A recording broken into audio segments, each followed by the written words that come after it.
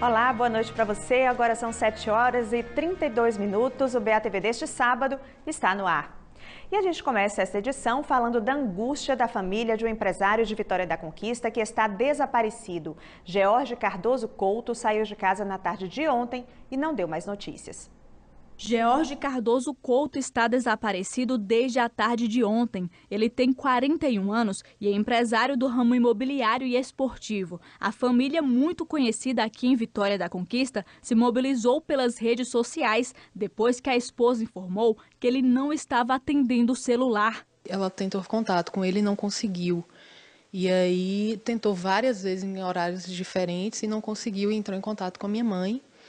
E aí minha mãe começou a ligar para ele também, mas a gente achou que ele pudesse ter esquecido o celular por algum motivo e não estava vendo as mensagens. Segundo a irmã, a última pessoa que viu George foi a moça que faz faxina na casa dele semanalmente. Quando estava saindo, questionou a ele, olha, e aí semana que vem eu posso vir no mesmo dia? Aí ele falou assim, pode vir, porque semana que vem nós vamos ter um encontro de casais aqui. George saiu de casa usando uma camisa laranja, calça jeans azul e um sapato preto. A imagem é da câmera do prédio onde ele mora. Yara conta que entrou na casa dele e estava tudo normal. Só achou estranho o fato dele ter deixado o celular. A família conseguiu ver uma mensagem no celular de George enviada pela operadora do cartão de crédito. Ontem, por volta das 5 horas da tarde, George passou aqui neste posto de gasolina, em frente à rodoviária de Vitória da Conquista, abasteceu e seguiu viagem. Nós procuramos o funcionário que atendeu George, mas ele não estava no posto agora à tarde. Nós conversamos com ele por telefone. Ele estava quieto, né? Não desceu do carro, atendi ele completou o tanque. Pediu para completar. Aí no final do atendimento, que eu fui me despedir dele, né, agradecer, aí ele falou assim, agora eu vou para Salvador. Falou desse jeito. Aí eu ainda brinquei com ele, falei, você tem um chãozinho bom para percorrer. Aí eu falei para ele, boa viagem, viu? A família teve acesso a essa imagem do pedágio de Veredinha, sentido Cândido Sales, que mostra que George seguiu para outro destino. Ontem, por volta de 18 horas, 18h30, ele passou pelo pedágio de Veredinha, em sentido Cândido Sales. Até agora, nenhuma nova informação. A aflição dos familiares continua. A gente pede que as pessoas continuem compartilhando a foto dele, compartilhando o telefone celular. Se alguma pessoa tiver algum contato, que ligue no DDD 77 e o telefone é 99139-5561.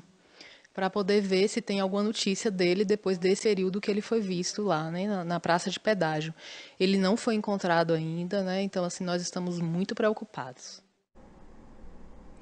Mais de 15 mil candidatos vão fazer amanhã o vestibular da Universidade Estadual do Sudoeste da Bahia. Hoje pela manhã, o repórter David Fortunato percorreu alguns locais de provas e mostra também pra gente a mudança em alguns pontos de ônibus em Vitória da Conquista por conta do vestibular. A prova será realizada em 23 lugares em Vitória da Conquista. 8 são salas da UESB. Segundo a comissão do vestibular, até agora 75% dos candidatos já acessaram os cartões de avaliação. Ao todo, 15.757 estudantes estão na lista da avaliação. Aqui em Conquista nós temos um número maior de candidatos inscritos, são quase 10 mil candidatos inscritos. E esse ano também nós ficamos assim com escolas muito distantes umas das outras. Então a gente pede ao candidato que ele não se atrase. Além de Vitória da Conquista, os campi de Jequié e Itapetinga também vão receber os vestibulandos. Os cursos de Medicina e Direito estão no topo da lista dos mais disputados. São mais de 200 candidatos para concorrer a 15 vagas de medicina, do curso de medicina em Conquista, e 160 candidatos para concorrer também a 15 vagas no campus de Jequié. São os dois cursos mais concorridos que nós temos aqui na UESB. Os estudantes que vão fazer a prova aqui na UESB devem ficar atentos aos itinerários. Os ônibus vão mudar de horário por causa dessa adaptação.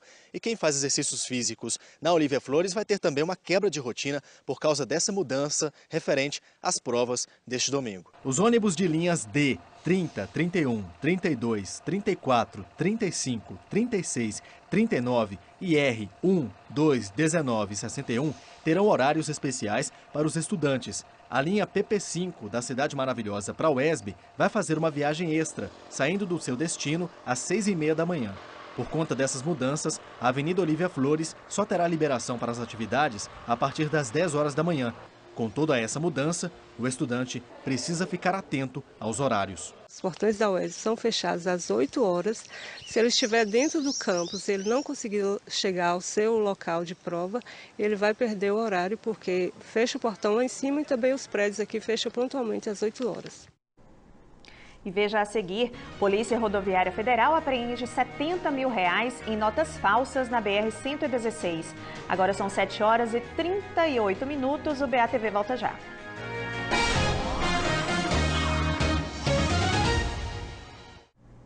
A Polícia Rodoviária Federal apreendeu no início da tarde R$70 mil em notas falsas na BR-116. As cédulas estavam escondidas dentro de uma caixa de som no ônibus que fazia a linha Ribeirão Preto-Salvador. O passageiro responsável pelo transporte foi preso em flagrante.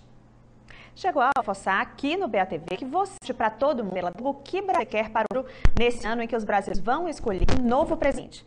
Você está em Cordeiros, Dom Basílio, Ibiaçucê e outras cidades da região. Já mandou seu vídeo? Olha só como a gravação deve ser feita. Primeiro de tudo, você vira o celular para ele ficar na horizontal. É desse jeito que você e o cenário que escolheu vão aparecer direto na televisão. Aí você diz o seu nome, o da cidade que aparece atrás e conta pra gente o que é que você quer para o Brasil. Durante 15 segundos, você vai representar a sua cidade aqui, dentro dos jornais da Globo.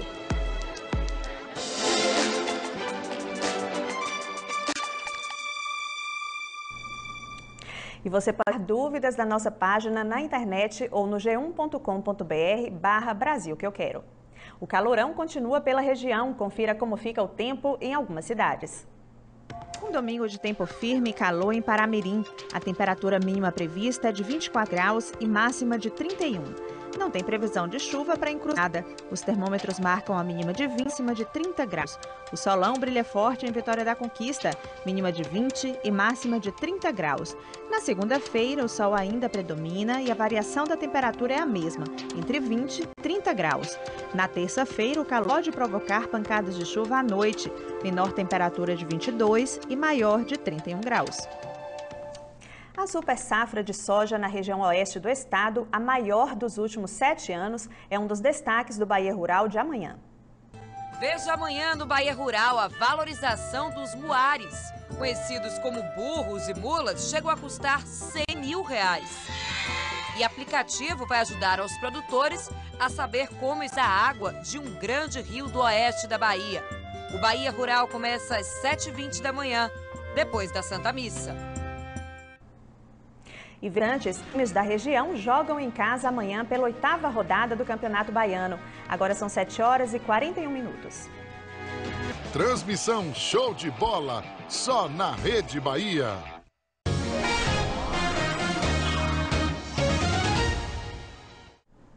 O BATV está de volta e a gente fala agora de futebol. O Jequié segue com chances de classificação para a semifinal do Campeonato Baiano. A equipe enfrenta o Jacuipense amanhã dentro de casa. Já o Vitória da Conquista vai se despedir da torcida neste Campeonato Baiano amanhã contra o Fluminense de Feira no estádio Lomanto Júnior.